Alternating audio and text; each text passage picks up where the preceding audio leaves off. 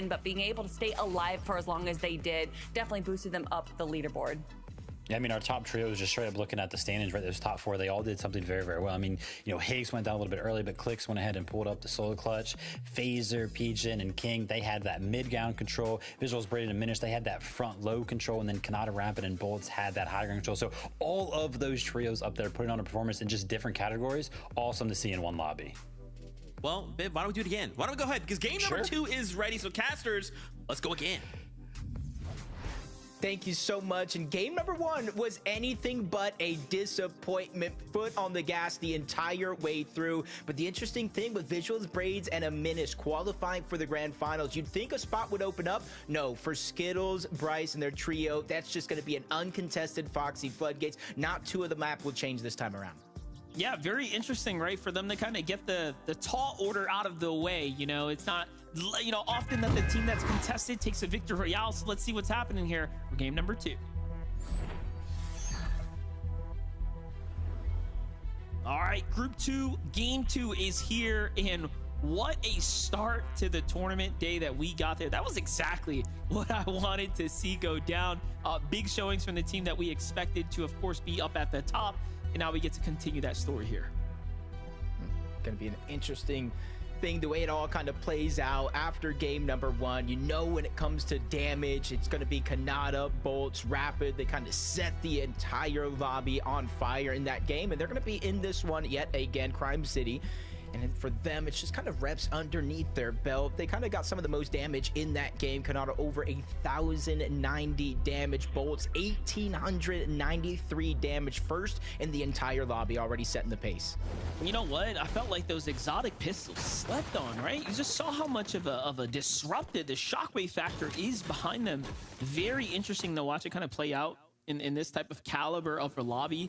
And then, of course, excellent uses of the misform. It was used in aggressive ways and peel off types of ways there to go in and find themselves to safety. So just group 2, not disappointing at all. We expected high quality, high tier action. That's exactly what we're getting here at the Demon's Domain, though. This is like a question I think everyone is curious about. Who is going to be in control of this amazing drop spot right now? QK, Cherries, and Davies is the team that walked away with it. And then, of course, leaving with those tokens, you saw how much of an advantage they had. They had no problem playing the mid game and making their way to end game. Yeah, essentially kind of opens up your inventory slots to be a little bit more flexible, because you can kind of pass that medallion around, get your teammate shield up, so it kind of acts as minis of sorts, so one less there. But it's just kind of interesting the way it all plays out, at least kind of what we've seen with other teams playing at Demon's Domain contested. This one's going to be a slower approach. One team taking the bottom, a lot of the good loot up there to kind of start it off with the elevation. The other one trying to take the outskirts, go further and further below Demon's Domain, at least try to loot up to give themselves a fighting chance. And so far, it just seems to be working, kind of even down the board. Trading shots between these two teams, don't want to get in too much of an advantage. Yeah, pacing a little different for them. Seems like those 60 points treat you different when you're at the top now. They're like, wait a second now. We just got to coast, stay consistent. We're going. So I think we're going to see them not really look to press the issue. Here we have the Vibes Nada. Nerops and Twist playing a little bit of high ground here, rotating right into the direct line of fire of a trio here. They do have the disadvantage being down below. Let's see if they end up getting spotted out first. On the side of the map, I mean, it's kind of like a learning lesson from one game to the next. We saw kind of them getting elimination deep and far on the south of the map, and then now they kind of cut off a rotational path, camping on the chest, and really hook, line, and sinker. The other team taking the bait to perfection there in that moment. As Chaos, Noah plays Clixie, they got that uncontested outpost. We saw them kind of position very, very well in that first game. Unfortunately enough, though, they got separated from each other. Another team pounced on, forced to use a lot of their resources and materials simply to stay alive. Yeah, not the worst start, though. 21 points still being earned there. There's nothing to be upset about by any means. Kofi, Fade, and Hulk. Okay, they end up finishing things up here, so they take down the team with the 60 points there. And just like that, you know, what started off so great now seems to be the downfall for everyone here, because Fade's got the attention and they didn't realize another team wants that coin here. They want that medallion. It's Olaf, Anix, and Muka already showing up. Olaf pushing fast here to get the finish. Gonna cut this team off.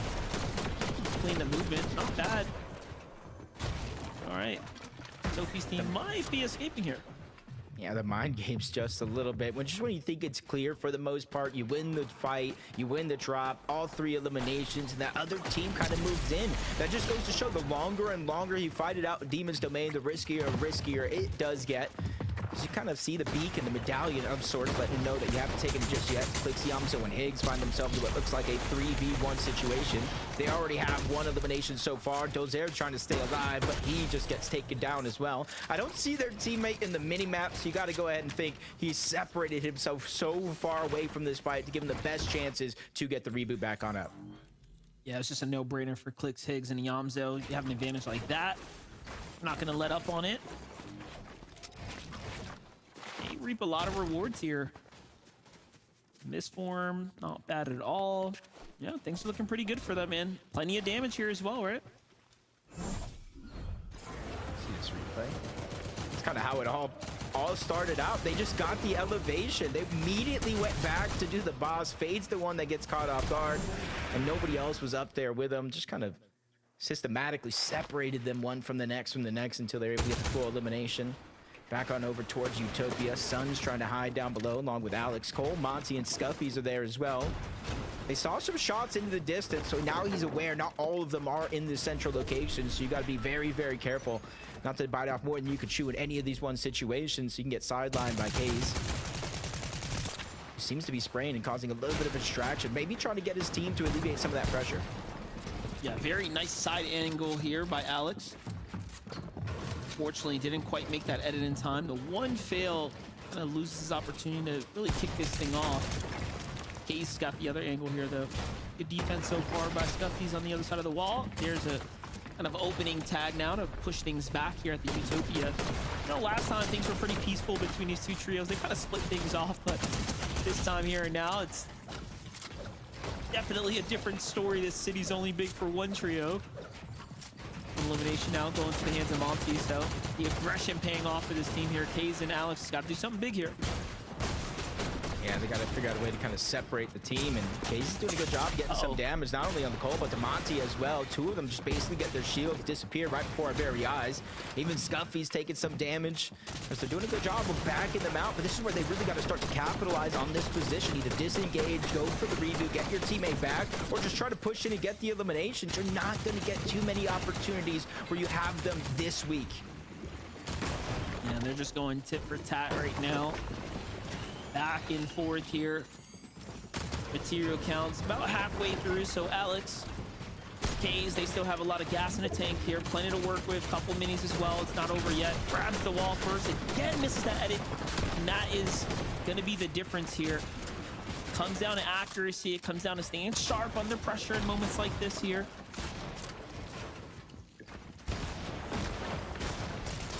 Never going to kind of get easier in a situation like this, especially when you're down a person. But Scuffy's just dropped to about 1 HP. Immediately gets box to box with Monty. And this is where you got to go ahead and get that player down now, because once he heals up, you essentially are having to take him down 2, 3, 4 times. Instead of it being a 2v3, it's almost feeling like a 2v4, even 2v5, because the amount of damage that you are putting out.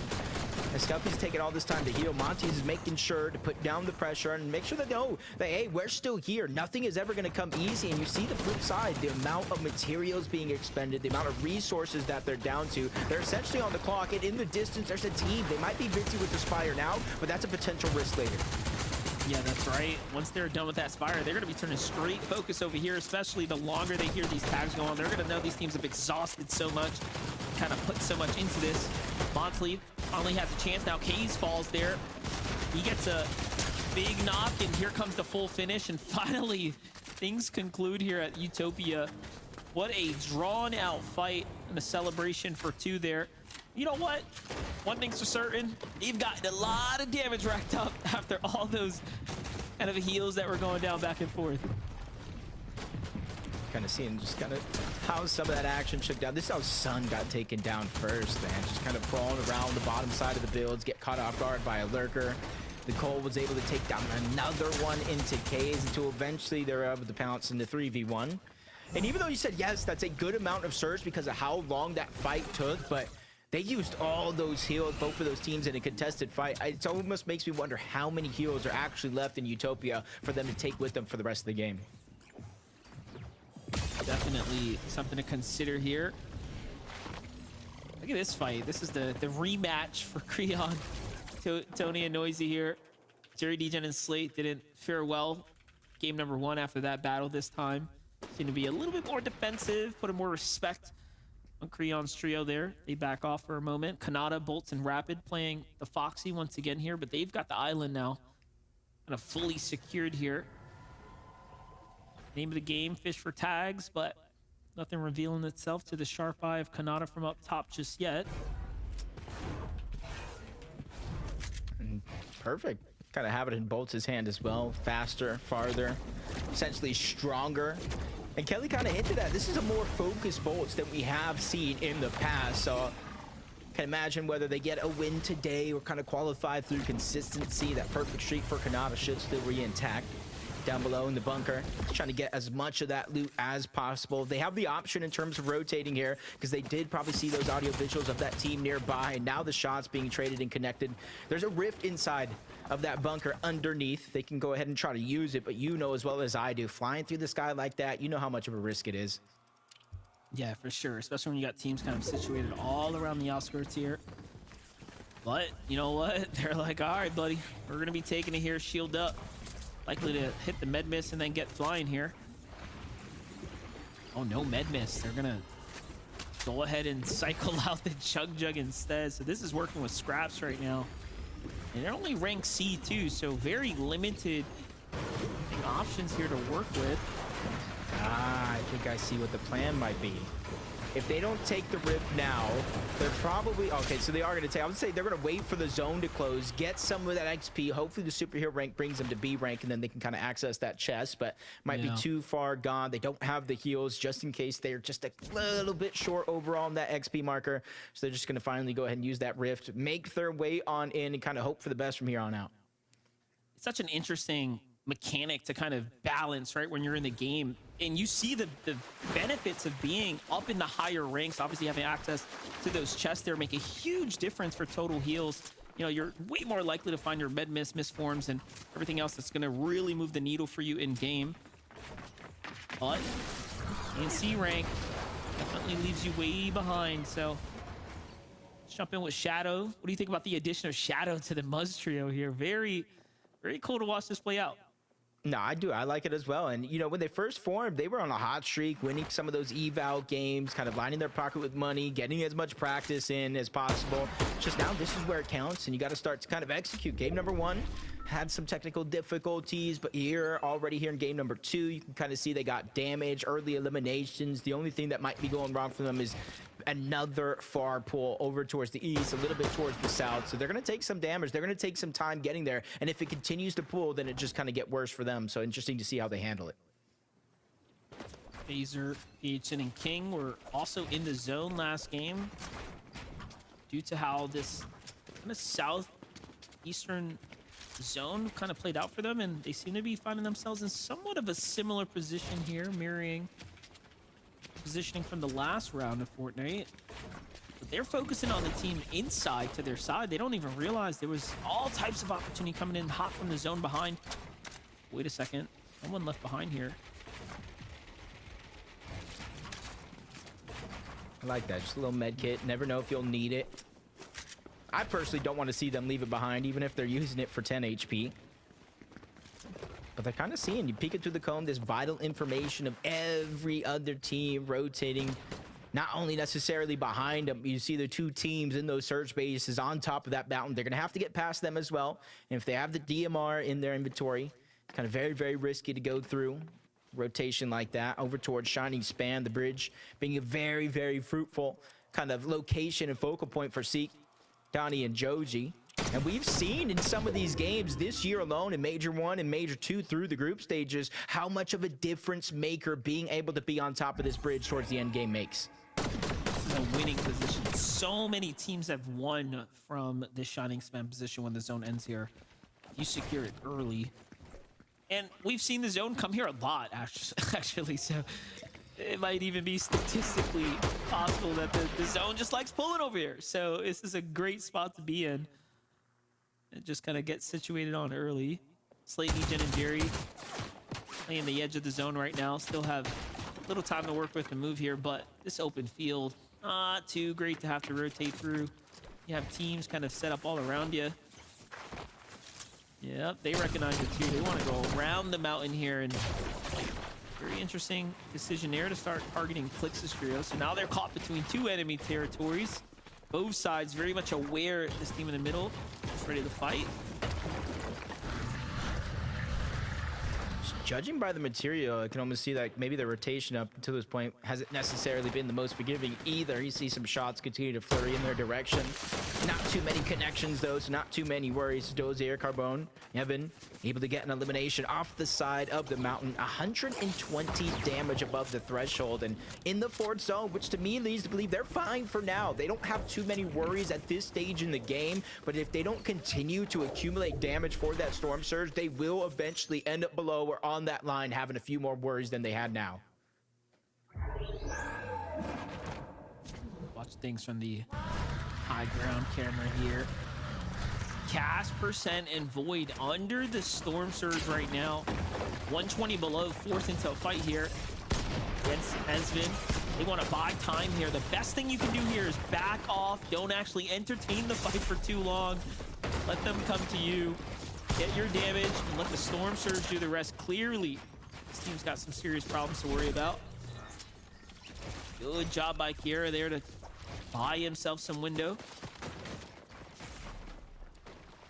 Kind of exactly what you said. You just got to back off. 25 damage every 5-7 seconds or so. Let it do most of the work. And then you just peek. One shot. Doesn't even matter the weapon at that point, but they're still falling further and further. Void's got to make a play. He's on the clock. No extra heals. Big elimination yet again. Percent does go down. 2 of the 3 members are already out. And now Void's going to be left by himself. They found him at the tail end. They're going to trade shots. Good for him to land that one. That's going to help for Storm Surge, but a 3v1, even with a knock onto one of those players, he's going to get sent back to the lobby. And this is where the mind games start to happen with some of the teams going down early throughout the first 2 games because of Storm Surge. When do you start to get too aggressive? When do you start to slow it down a little bit? And that's something they got to figure out fast with only 3 games left. Yeah, this team had the same problem here. Snakes, Mystic, and Bluff going back and forth with this trio. Mystic's crew there. Seems like it didn't go too far, though. So both sides kind of come out of kind of wells in a way.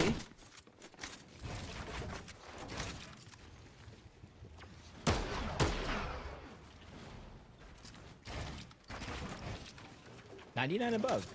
Not too bad, but you can see what happens when the rest of the lobby is being proactive. 60 damage gone just like that as we tune into Muzz. No shadow. Sphinx already down. This is a tough situation, and they're over 500 above the threshold. The Superman Sprite's able to melt right through him, not only destroying the builds, but taking the player down as well. So he will be able to get this revive back onto Sphinx, but depending on what the resources are that are left by, he may not be able to get shadow. So this could be a walking duo for the rest of this game. Yeah, but look at that. A rank now as well, so they get that passive heal too. That was the difference maker there. Muzz just straight clutching up here, though, in the end. And honestly, they were just lucky. King, PH Jin didn't see what was going on here. They could have easily collapsed down on into things, but they were rotating just a split moment too soon. Sphinx unfortunately falls there to the rotate now. It's another team that's got eyes here on Muzz. Muzz just gonna leave Sphinx behind. Force it, just straight line it into safety here. Okay, game 1, the team not low end. And not dead. This is tough. This is tough. Must need for now. You got the minis, so in theory, must by the not time he make gets there, lane maybe yet he'll have too. 60 HP and shield combined. One Wow. team right in front, but if there's anybody that can 1v3, it might be Buzz, right? I thought that was a med kit. I was like, wait a second. Must okay. not made it. Oh, the fire pit's there, but he can't stop and use that one either. Yeah, this is a nightmare. This is a nightmare for Muzz. Let's just stay here. I'm cool with it. Let's see what Muzz is gonna Must do. need to win the game. Someone sees him. Nerface Papa MLCs. game. All right, if there's anyone who's going to take it down, I'm okay with C's getting the elimination here. Beat him up. Done one. Thank you. Tough. That's actually really tough right there. Muzz just kind of caught in a tough situation. You know, when all that battle was done and over with, you kind of look at all the loot that's there. There was material, there was ammo, different weapons for the loadout. But there was two big things there wasn't. There was no HP and no mobility. Literally the worst case scenario for Muzz after being alive in that situation. Either one or the two would have been great for him to survive. But now we're in the top 21 with how much action we've seen so far, Monster. Can you believe there's no placement points just yet? There's still 4 teams that need to go down for them to start to set in. That's right. We're just hitting this end game right now. Degen, Slate, and Jerry, 11 damage above the threshold here. Have to find something, and they're going to find shield onto Higgs here. More shots coming from the side, and then they snipe elimination there on the rotate here. That's going to be a much welcome, let's just call it material drop for the team there.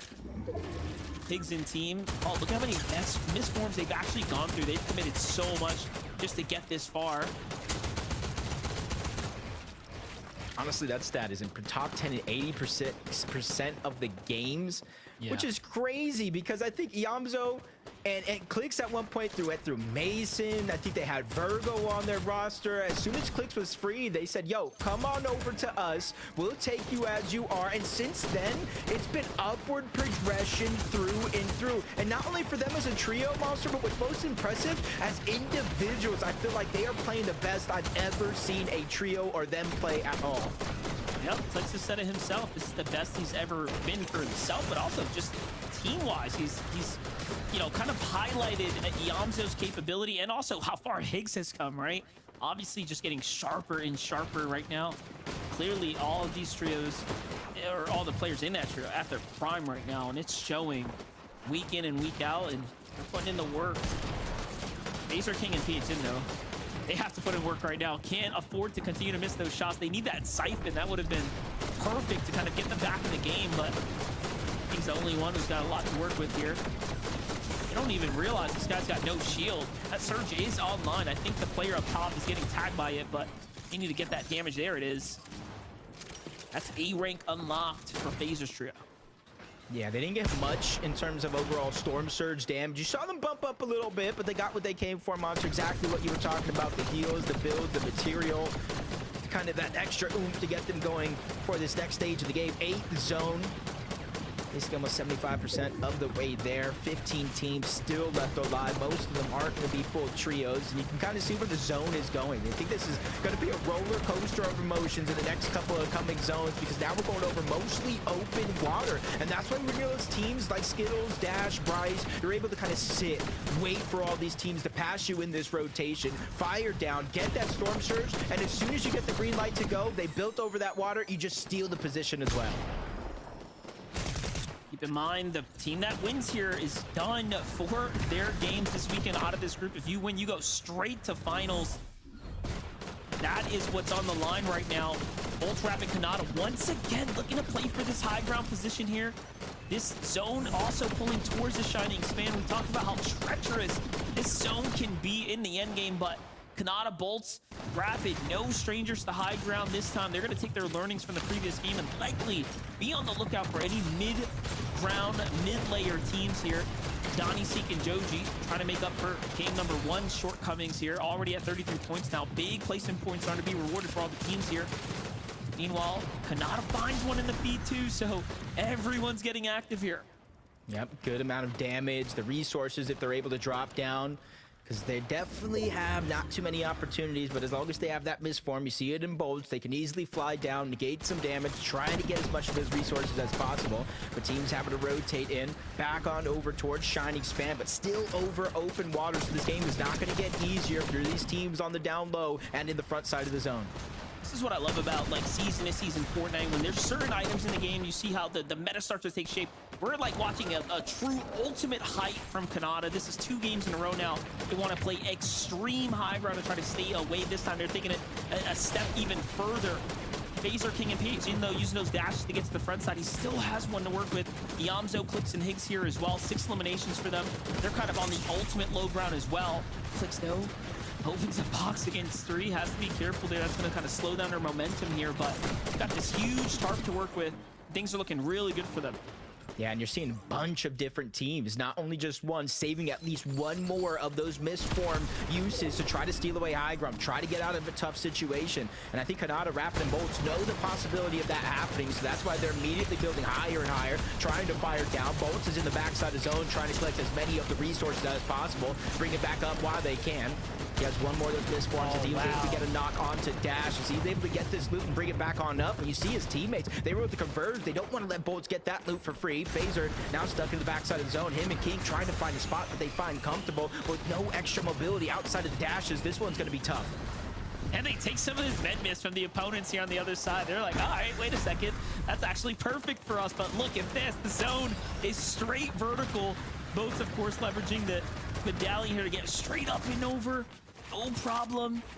Easily gets up and over this thing, but everyone else struggling. Just look at the average HP on the players on screen here. Everyone down low is absolutely lit up. Barely any healthy teams here. Actually, in fact, it's only Kanata, Bolts, and Rapid who seem to be completely capped out here. And Jacob, this is just a smooth ride this time to the end game. Yeah, I'm looking down below exactly what you said. I don't think there's very many full teams left, but Donnie might just be. But Bolts reconnects down below. I said he's the collector, getting all of those resources, making sure they have him up above. He's essentially max mats by himself. Phaser with the superhero upgrade, just trying to get as much shield back. He knows the inevitable is around the corner. He's forced outside of the zone, but he's trying to make it an easy rotation towards the left side. But high ground's focusing. Only one build left for him, now or never. He has to try to make a play to get an elimination or more. Listen, the strength of being S-rank is showing here, and now the Scare Bear gets turned and burned on. Phaser falls too, but hey, it's another placement point for him. Meanwhile, Donnie, Seek, and Joji get a little bit of information from up top, but Bolts jumps down, and he's not giving anyone a breakdown low. It is a blender getting mixed and mashed here, and it's Bolts who's on the hunt now. Bryce, you can run through a misform, but you can't hide from Bolts. He's already here to kind of clean up house, and there's still one more left, though. It's not just him. Where's the last player? The game of hide and go seek. He's up above Donnie. I was gonna say flashbacks of the last time we've seen him in one of these situations before, but everybody already has the blueprint. Kanata, Bolts, and Rapid, they seal the deal, Monster, in game 2 to advance to a perfect 27th grand finals. Listen, sometimes the format, you know, the group, the roster, it all just plays in your favor. There is clearly not another team in the lobby that can hold a glass of water to Kanata, Rapid, and Bolts' ability to hold high ground and play it in a textbook fashion. But also just the loadout, everything just seems to go together. And I think we're seeing a small sample of what's to come for the finals lobby in a couple of weeks here. But my gosh, Bolts, man, he was just on a different level here, Jacob. Yeah, it's kind of gives me flashbacks to the FNCS championship win over on West. Kanata has one as well. And this time it feels like they're doing it from Rapid back on the team. They dropped all former problems, and now they're here to take what they think is theirs from one game to the next, Monster. They had their plan set on height. They dominated it every step of the way through. A 13 elimination game to qualify them for the grand finals. One more time for Rapid, Kanata, and Bolts. Kelly, Vivid, what do you guys think?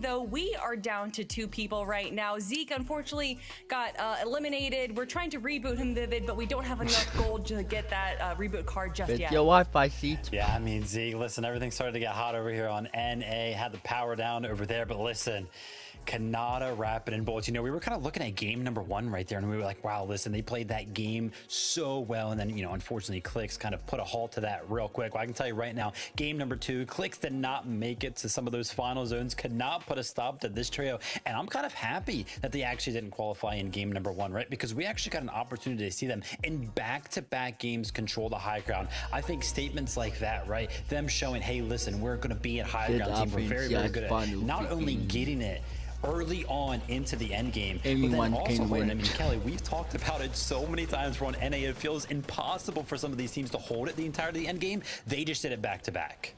And what I love from these games 1 and 2 is the difference of what Bolt's role was in this trio here, going down constantly back and forth, making sure that he was able to get these refreshes, take eliminations and damage onto these lower players, which kind of allowed Kanata and Rapid to just freely control high ground without too many issues. And we saw what happened in game number 1. It came down to a heal off where Kanata unfortunately did go up against Braids, who got the final shot on him. So with Bolt on the low ground, he was making sure that no one was going to get that opportunity again. They didn't want to go for the 5 games today. They wanted to make sure that they were done and dusted by game number 2. Yeah, it's so funny. If you kind of switch from the perspective of each one of these players, right? You tune into Bolt throughout that end game, and he's like on the low ground. And then you switch up to Rapid and Kanata, and they're on the high ground. You would never think, if kind of like the HUD was off, you'd be like, oh, they're definitely not on the same trio. But no, they were, right, playing completely 2 different roles. I mean, we saw full effect of what the meta's like right now, right? With Rapid and Kanata playing so high up on just one layer of builds with their teammate down below kind of defending them. The mobility that's in the game right now, of course, being able to save them from that fall damage allows them to play like that. Just play to perspective or perfection throughout. I mean, the perspective that I have right now, Vivid, is that I need a break because we have 2 games down, which means that we have 3 more to go.